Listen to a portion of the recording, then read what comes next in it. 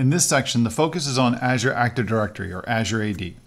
You'll learn how to use the Azure AD Admin Center to register an application, set up the app's credentials, and configure the type of application, and then how to modify the existing ASP.NET MVC application so it will work with Azure AD. Azure AD contains two authentication token endpoints. The V2 endpoint is the recommended endpoint for all applications that use Microsoft Graph. To understand why, it helps to understand what the benefits are over the V1 endpoint.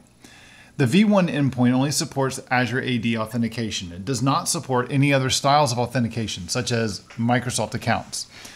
And what that meant is that if the user was logging in with a personal account or a consumer account, also known as a Microsoft account, and they wanted to access things like their OneDrive consumer account or Outlook.com, the developer of the application would have to write special authentication code to handle those types of accounts. And this is a disadvantage of the V1 endpoint, as it only supports work and school accounts or Azure AD accounts. The other challenge with V1 endpoint is that it only supports static consent. Static consent means that a single permission that an application needs must be defined ahead of time, and the user, on their first login, would be required to grant consent to the application for all the permissions. The Azure V2 endpoint addresses these two shortcomings with the V1 endpoint. And first, it implements a converged authentication that merges the Microsoft account and the work and school account sign-in experience together. Developers no longer need to direct users to a specific sign-in experience. All the users are sent to the converged sign-in experience and rely on Microsoft identity to determine the type of account they're using. This also enables developers to write the same code to access Microsoft Graph for things like reading mail and retrieving contacts. Another benefit to the V2 endpoint is dynamic consent. Dynamic consent differs from static consent in that when a user signs in, the application requests the permission that it needs at that time.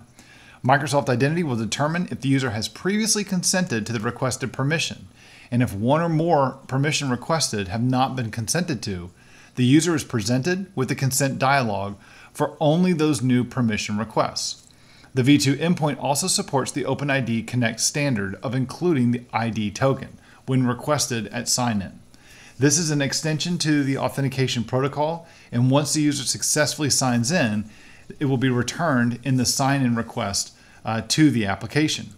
The ID token contains information about the current user, such as their email address in their name. While the V1 endpoint also has some support for OpenID Connect, the V2 support much better conforms to the OpenID Connect specification. Now let's talk about registering an Azure AD application in the Azure portal. All apps that need to be granted permissions to use other apps must be registered in Azure AD. App registration is done through the Azure AD Admin Center at aad.portal.azure.com. The Azure AD Admin Center doesn't require users to have a paid Azure subscription to manage users and apps. A user must have access to read and edit users, groups, and apps, or manage the directory. The Admin Center unifies various app management portals previously available to developers and administrators under one site. From this portal, you can manage apps that were created to use the V1 and V2 Microsoft Identity endpoints. Custom applications can use one of the authentication libraries provided by Microsoft.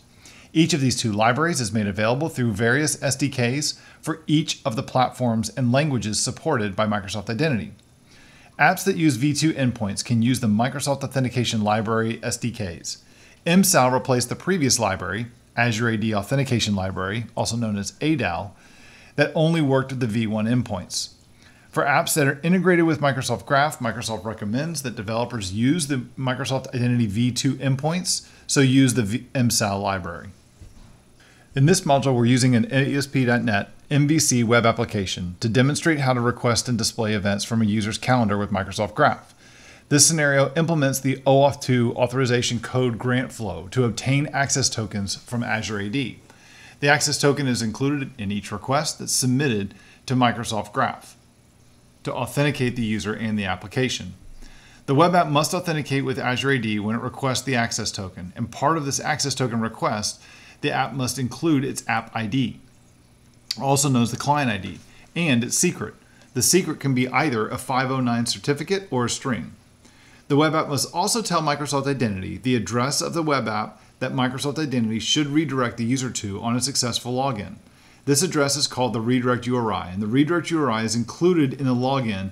It must match the address in the app registration. The last step in the app registration process in the Azure AD Admin Center is to specify any permissions the app is going to need. This can include either delegated permissions or application permissions. Delegated permissions are those that the user grants the app to act on their behalf when they're signed into the app. Application permissions are used by the app when no interactive user session is present, as if there's a service or as if it's a service app or a daemon app. Permissions defined within the Azure AD Admin Center are static permissions, not dynamic. Users are presented with these permissions when they sign into the application the very first time as part of the common consent process that's been previously discussed.